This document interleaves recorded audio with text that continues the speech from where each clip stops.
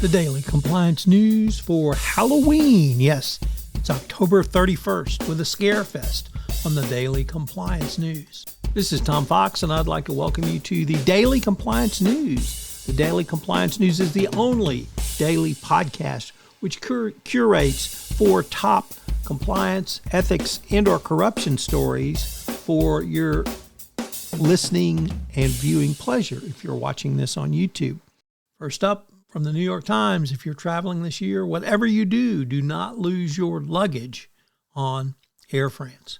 It's a just horrific article about a customer service gone berserk, where someone with recorded demonstrable lost luggage was turned in internally for fraud. Yep, that's how bad they didn't want to pay some $2,500.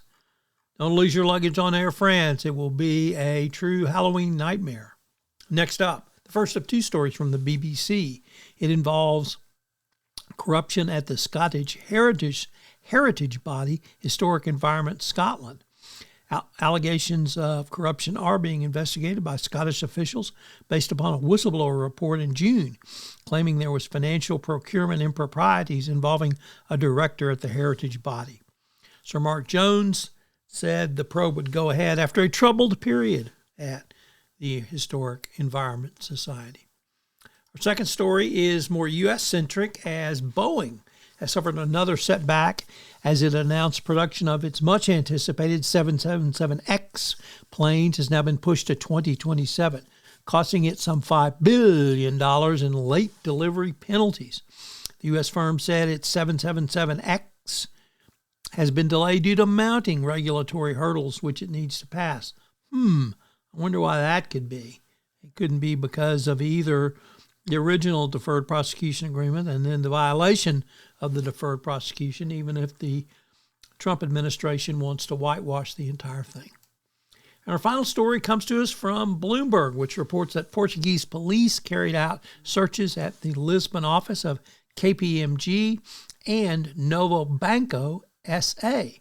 The public prosecutor's office said that more than 100 officers and IT specialists conducted raids in Lisbon over what they called Operation Haircut.